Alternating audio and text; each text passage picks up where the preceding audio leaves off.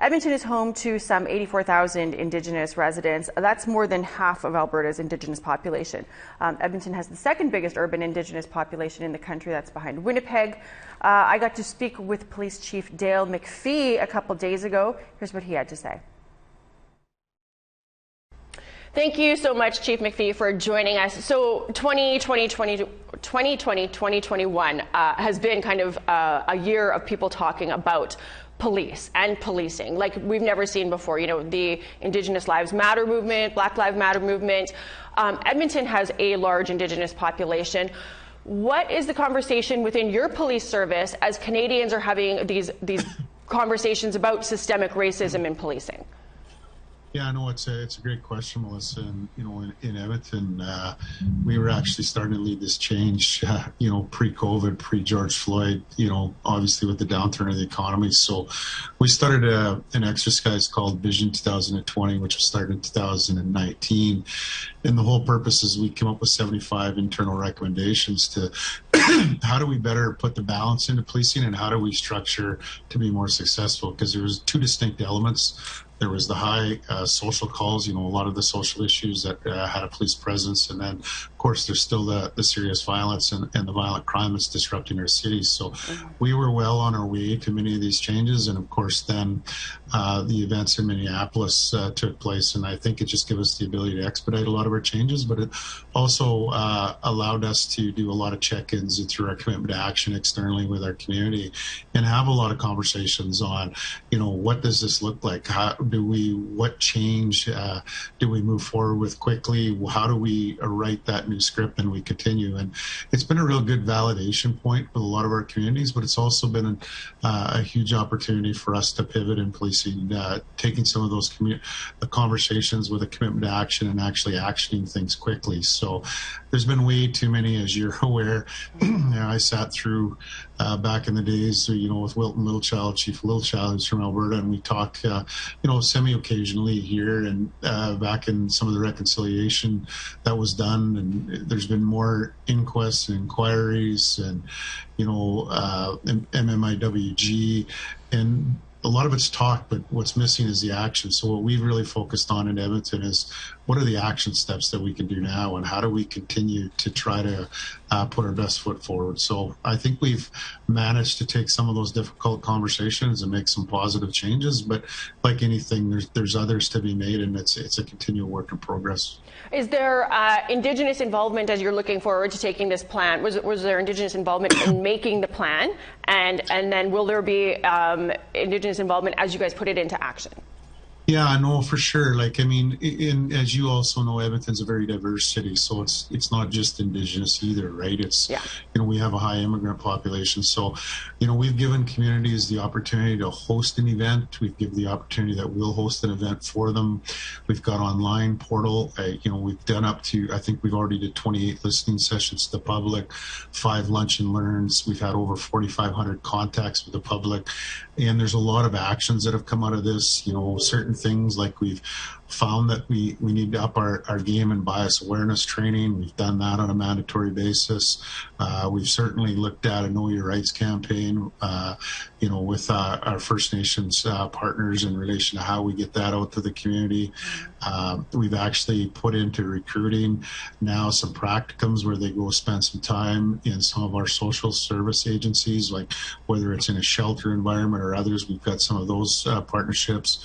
We heard from our Hoya group of mothers, which is, you know, a lot of our Black Canadian community that, you know, they're losing a lot of their boys. And so we've got homicide, our civilian liaisons that are going to be attached to our homicide, making sure that we reconnect and that we're keeping families along the way, whether it's in a missing persons or whether it's a traumatic event. So, you know, we've made a lot of these different changes. Certainly, we've established an EDI committee, which is our equity, diversity, inclusion. You know, trying to actually, we're doing a great job of bringing more diversity into recruiting, but we still got to work on getting that promoted into some of our senior leadership points. Trauma-informed training officers, we've upped that. The de-escalation, we've upped that. It's interesting. We've got now treaty acknowledgement plaques in all of our divisional stations, and we just opened a brand new police station here in Northwest, and we had the elder come and we smudged it, and it was just a great ceremony. We've now put eagle feathers available on each divisional station. Everybody's taken oath or affirmation. So we're doing a lot of the little things, and a lot of the little things add up to big things, and the big things are the relationships and working with our communities and trying to get under our communities, versus on top. So a lot of communities, as you know, in our racialized environment are struggling. And I think the best way that we can do is get underneath them and help them create some sustainability and help change some of these social issues that are driving our calls for service. And quite frankly, our ultimate goal, we've stood up a whole community safety and well-being bureau, which is basically, if you look at it, it's to take areas like patrol and homicide, investigative service out of business. Now, we know that won't happen, but how you do that? You do it with essential community partnerships, and then you double down with your partnerships. So, for instance, we recently have hired 10 social workers with a third-party entity in our city, and they run our help team, which is our human-centered engagement liaison partnership. So, which that is now starting to take stuff out of the system, out of the criminal justice system. And we see an essential part of that role for policing, because a lot of these calls that we take, although some say we can just move money around and it changes, I had that role of transformational change in government. Moving money is not the issue. There's enough money in the system. We've done a money in the system report. There's $7.5 billion spent in the social safety net system on Edmonton on an annualized basis. Social services, as we know, are a great partner of ours, but they're already funded 5-to-1 or 7-to-1 policing pretty much across the country. What's missing is the partnerships where we all put our skills together and we get the services to the victim and or the person needing the help at the earliest opportunity. So that's been our focus. And, they've been great discussions. I mean, they've been tough. Sure, we've heard some stories that you probably don't want to hear, but those are the stories you need to hear if you're going to create effective change. And we feel pretty good about the community involvement at this point. But again, it's not something that's over. It's a commitment to continue that process. It's not just a one and done like has been done many times in the past by various forms of government.